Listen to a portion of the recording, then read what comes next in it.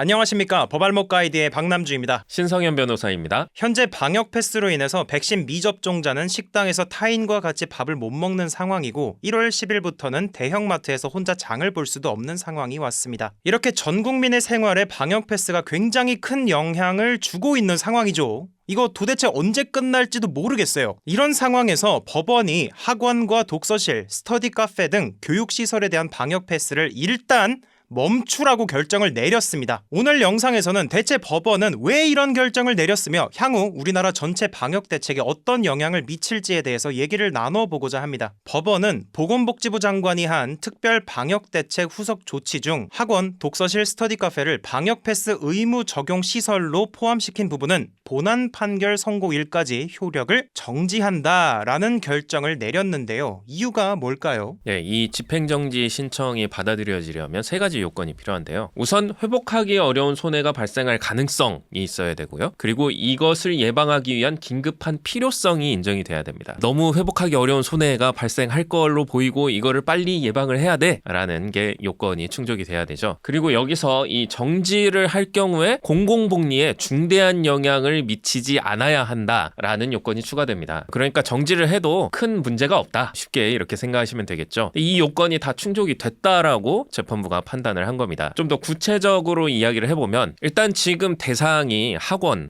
스터디 카페, 독서실 이런 교육시설이잖아요. 당연히 학습권이 침해가 되겠죠. 이 학습권을 제한함으로써 교육의 자유, 직업선택의 자유 등을 침해할 수 있다. 그리고 무엇보다 이런 심리적인 압박을 통해서 실제로 이용을 못하니까 계속 압박을 받잖아요. 그러다 보면 결국 백신 접종을 간접적으로 강제하는 효과가 발생하게 되고 이거는 백신을 접종할지 말지 신체의 자유에 해당하는 부분이기 때문에 이러한 신체의 자기결정권을 침해하는 효과도 발휘되기 때문에 이것을 제한을 하려면 굉장히 중요한 공공복리가 인정이 돼야 됩니다. 그러면 이 방역 패스가 공공복리에 이바지하는 명확한 효과가 증명이 돼야 되는데 이 보건복지부 쪽에서 이것을 제대로 증명을 못한 것 같아요. 이 재판부에서는 확진이 되더라도 고연령층 그리고 기저질환자 이런 흔히 말하는 고위험군에서 중증도와 그 치명률이 높아지고 연령이 낮거나 특히 청소년의 경우에는 더 위험도가 낮기 때문에 사실상 방역 패스를 시행해야 할 이유가 없지 않느냐 이런 이야기를 하고 있고요. 또 그동안 자발적인 그 접종 권유를 통해서 백신 접종률이 지금 80%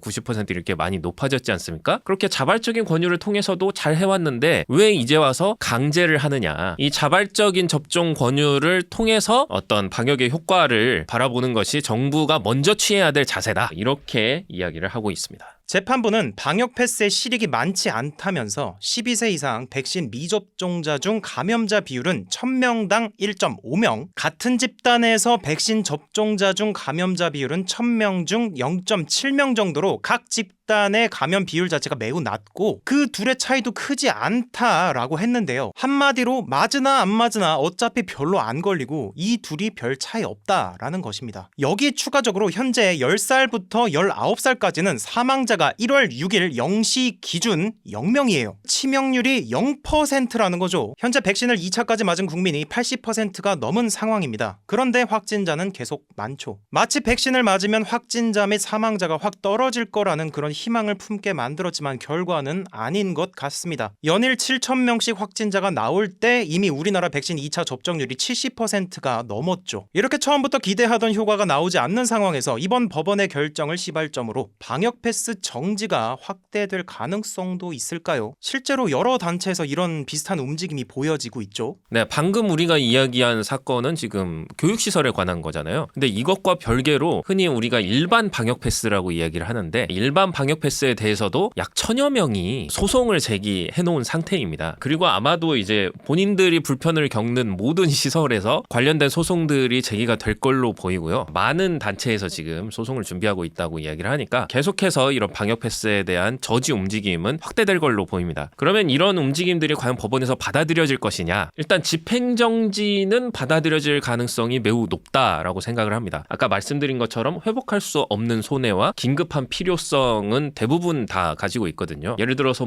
마트라고 하면 우리가 대부분 뭐 동네 슈퍼를 요즘 잘 이용하지 않잖아요. 마트를 많이 이용하지. 그리고 마트에서 구입하는 것은 또 생필품이고 이런 것들을 볼 때 회복하기 어려운 손해 긴급한 필요성은 인정이 될 것이고 그렇다고 한다면 공공복리 부분에서 다툼이 예상되는데 현재 보건복지부가 교육시설 관련 방역패스 집행정지 사건에서 소명을 제대로 못했기 때문에 다른 사건에서도 아직까지는 소명을 잘 못할 걸로 보여요. 그렇다고 한다면 집행정지는 받아들일 가능성이 높다 이렇게 판단이 되고 다만 이제 본안 판결로 가게 되면 이것은 좀 영역별로 많이 차이가 날 거다. 그러니까 재판부에서 어디까지를 기본권에 중대한 침해가 있는 걸로 보고 어디까지는 좀 방역을 위해서 희생을 감수해야 할 걸로 보느냐에 따라서 결론이 달라질 걸로 보입니다. 그리고 집행정지는 매우 긴박하게 이루어지는 거지만 본안 판결까지는 그래도 어느 정도 시간을 갖기 때문에 보건복지부에서 반박할 수 있는 논거를 많이 마련을 할 것 같고요. 그리고 제가 보니까 어떤 언론 보도에서 의료 전문가께서 나오셔서 교육시설 관련된 집행정지 결정을 한 재판부가 인용한 1000명당 1.5명, 0.7명 이 부분에 대해서도 비판을 하셨더라고요. 이 수치 자체가 예방률이 가장 낮았던 일주일, 보건복지부로서는 가장 불리한 그 기간만 딱 떼서 데이터를 인용한 거기 때문에 이거는 맞지 않는 것이다 라는 비판을 하나 하셨고 또 하나는 1.5명, 0.7명 하면 벌써 2배가 넘잖아요. 그럼 이게 예를 들어서 뭐 70명, 35명, 뭐 100명, 50명 이런 식으로 가게 되면 상당히 큰 차이가 있는 거 아니냐 이런 식으로 비판을 하셨기 때문에 방역 전문가들, 의료 전문가들의 그런 전문 소견, 의견들이 재판부에 들어가게 되면 또 결론이 충분히 달라질 수가 있는 부분입니다. 그래서 좀 지켜봐야 할 것 같아요. 별다른 불만의 소리를 내지 않고 여태까지 정부 지침을 잘 따라준 우리 착한 국민들에게 이 지옥이 빨리 끝났으면 좋겠습니다. 마지막으로 우리 구독자님들에게 이 어려운 시국에 희망이 되는 메시지를 좀 전하면서 끝내봤으면 좋겠습니다. 제가 먼저 하겠습니다. 중국이 올해는 끝날까요?